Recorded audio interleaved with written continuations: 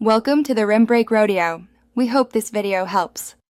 You start by powering up and preparing the gear. Charge the Zebronics case and earbuds fully so battery calibration is clean.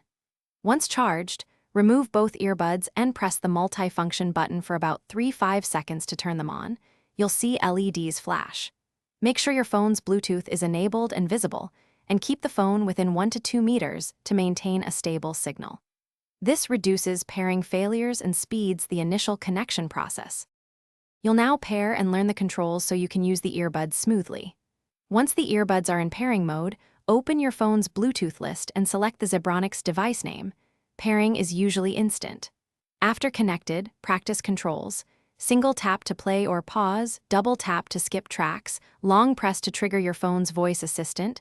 These differ slightly by model, so test both earbuds. Also, adjust volume on the phone and note left/right orientation for stereo accuracy.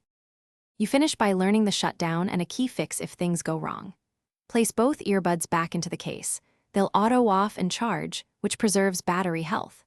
If pairing fails or audio drops, reset by holding both earbuds for about 10 seconds, then forget the device on your phone and repair. This clears glitches. Make sure to check for firmware updates through the Zebronics app or support, because updates often resolve connection range and audio stability issues.